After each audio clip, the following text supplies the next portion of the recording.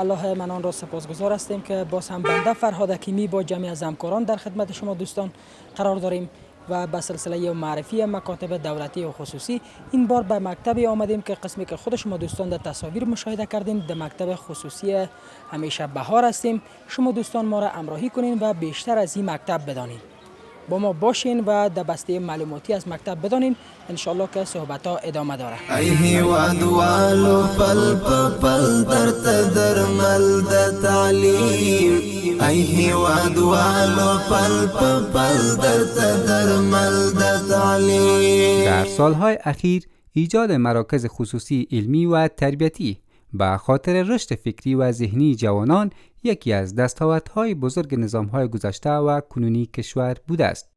یکی از این مراکز تربیتی خصوصی لیسه عالی خصوصی همیشه بهار است که در سال 1395 خورشیدی در منطقه قلعه زمانخان کابل که مربوط به حوزه 16 تعلیمی معارف شهر کابل می شود به طور ابتدایی تأسیس شده است. به اساس معلومات مسئولان اداری لیسه مذکور در سال 1398 از ابتدایی به لیسه عالی ارتقا نمود. این لیسه در حال حاضر نزدیک به 500 دانش آموز هم از ذکور و هم از طبقه اناث دارد که در تایم‌های مختلف و صنف‌های جداگانه از سوی استادان با تجربه این لیسه مصروف آموزش و پرورش می باشند.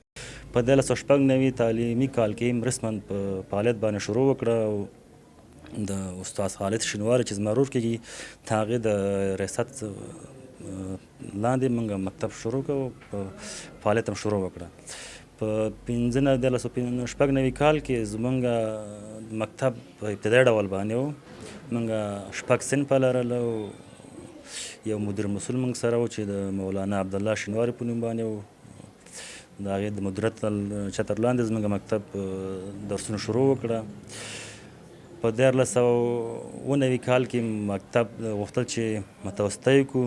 د معارف پر وزارت څخه جواز واخیسته، د ابتدا څخه متوسط ارتقا وکړه.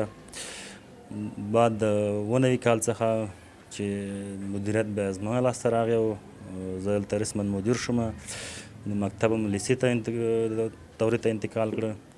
د 89 کال څخه تر اوسه پورې موږ د مکتب چې د لیسې په سطحه باندې شاګردان تربیه کوي او د آموزش لاندې نیولي دي. زموږ درسي سیستم چې دی د مکتب د تدریس میتود او شکل چې دی، زموږ مکتب سهار بجې کار شروع کوي، شاګردان 9 بجې حاضرېږي مکتب ته. نیم ساعت موږ فیل لرو، برنامه لرو، سهارنۍ برنامه. شاګردان ودرېږي په فیل کې. هره ورځ یو سیم نوبت لري چې د فیل برنامه مخې ته بوځي. د نیم ساعت وروسته د 9:30 څخه تر 1:30 پورې زموږ درسي وخت دی چې موږ هم هره ورځ چې دی د ورځې یو ساعته تدریس کوو شاګردانو ته. نو تدریس بیا موږ 2 نصابه لرو. یو د معرف نصاب دی چې د مکمل 100% تطبیق کېږي. دې سره څنګ کې تقویتي مضامینو سره لرو چې انګلیسیانې دي او کمپیوټر دی او سره څنګه کې سیرت النبی او دعای مسنون، فن بیان. دا مضامین په تقویتي ډول موږ سره تطبیق کړي. مکتب کې باید په خپل اولادونو باندې تعلیم او تحصیل وکړي. دا د هغو مسلم حق دی. په خپل والدینو باندې په هر ډول شرایطو کې باید هغو ته زمینه برابره کړي او هغو باندې خپل مسؤلیت چې لري او شاګردانو د ماشومانو باره کې خپل اولادونو باره کې باید هغه حق ورته ورکول شي.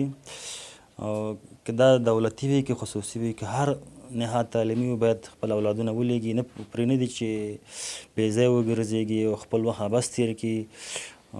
باید تعلیم او تحصیل ورباندې وکړي. همچنان وزارت معارف ته یو پیغام لرم، باید د خصوصي مکاتبو سره څرنګه چې دولتي سره همکاري کوي، سیمینارونه ته تاسیسېږي، نور امکانات ورته برابروي، باید لږ توجه خصوصي مکاتبو ته وکړي. ای هیواد والو پل پل در مل د تعلیم، ای هیواد والو پل پل در مل د تعلیم. مسئولان اداری این لیسه خصوصی می افزاید که آنها به خاطر اینکه بتوانند برای دانش آموزان خود به طور معیاری تدریس کنند از استادان با تجربه و مسلکی کشور استفاده می کنند. تقریبا 90% استادان مسلکی می باشند، چون غیر مسلکی باز مشکلات به بار میاره. ما نهایت کوشش میکنیم که در مضامین معارف 100% استاد مسلکی را جذب کنیم، سر اولادای خود سرمایه گذاری کنن. این سرمایه گذاری سر اولادای سرمایه گذاری سر دولت خود هستند و این حق اسلامیشان هستند. یکی از حقوق اولاد که سر پدر و مادر داره از 3 حق که نام اسلامی است، تعلیم است و حق نکاحش هستند.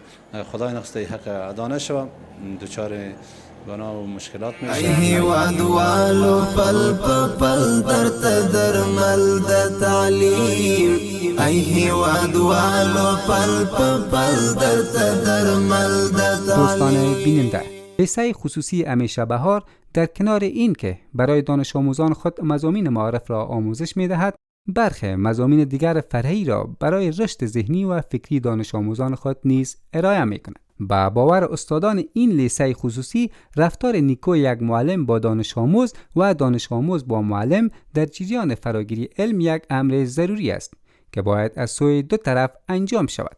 زمونږ استادان ټول په اسلامی شرعي لباس باندې دا منور دي، حجابونه دای مراعات کړي دي. زمونږ د استادانو دا کوشش دی همیشه لپاره چې مونږ ښه تربیت دا خپل سټوډنټانو ته ورکړو. روش‌های مختلف تدریس به کار گرفته میشه، گروپی است، کار سیر علمی است، دیگه تجربه است، رفتن به لابراتوار، کامپیوتر لب و از این قبیل مسائل دیگه. در قسمت روابط ما باید بگویم که خیلی خوب است، احترام متقابل است.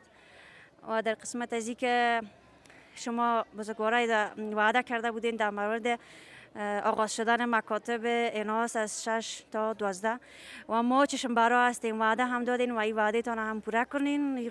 ای هیواد والو پل پل در مل د تعلیم، ای هیواد والو پل پل در مل د دوستان تعلیم. بیننده، قسمی که خود شما در جریان هستید استادان این لیسه به رفتار نیکو متقابل متعلم و معلم صحبت نمودند. حالا به خاطر اینکه بدانیم به کدام اندازه شاگردان این لیسه از شیوه درسی و رفتار استادان خود راضی هستند، صحبت‌های چندین متعلمین این لیسه خصوصی را با هم می‌بینیم. همراهیتان را خواهانیم.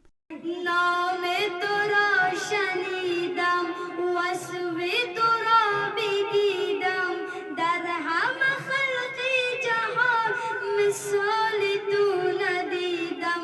شاه رسولان توی، محبوب سبحان توی، خادم تو جبرائیل، صاحب قرآن توی.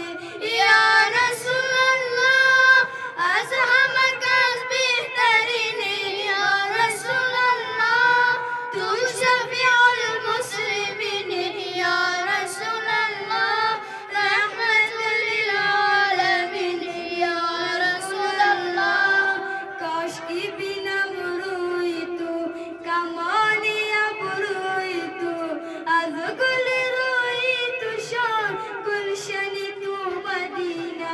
یا رسول الله از همه کس بهترینی، یا رسول الله تو شفیع المسلمین، یا رسول الله رحمت للعالمین، یا رسول الله ز شان والای تو، ز حسن زیبای تو، از گل روی تو شان، گلشنی تو مدینه.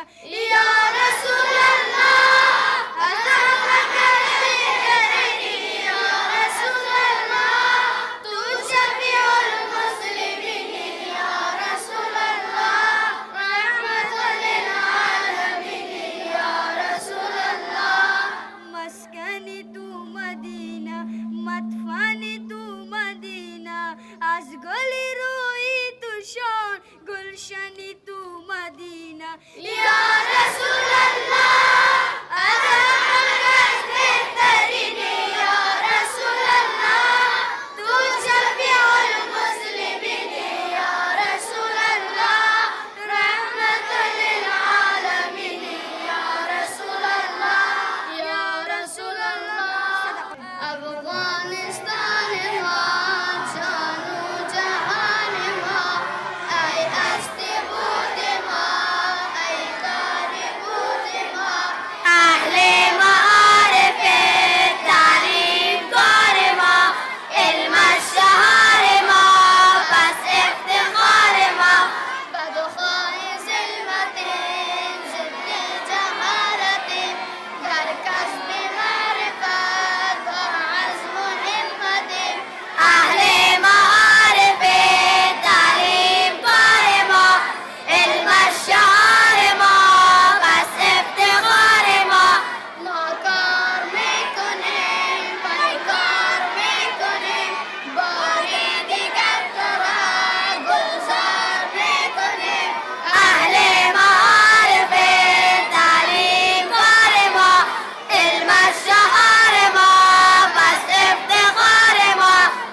پیامم برشان است که مطالعه کنند، درس بخوانند تا به وطن ما خدمت کنند. علاقمندیم به کلی مضمون هست، بیشتر از مضمون ها قرآن کریم را دوست دارم. ما این پیامم به کل دوستا است که درس بخواند تا به وطن ما خدمت کنه. خب بینندگان گرامی تلویزیون جهانی معرف، این بود سلسله گزارشات ما که از مکاتب خصوصی و دولتی برای شما دوستان تقدیم میشه و در این گزارش که ما به لیسه خصوصی همیشه بهار آمده بودیم و یک معلومات کاملی را در این برنامه برای شما دوستان از این لیسه تقدیم کردیم. تا برنامه بعدی که باز هم بنده با جمع از همکاران در خدمت قرار میگیرد، شما را به الله منان واگذار کرده خداوند یار و مددگار شما.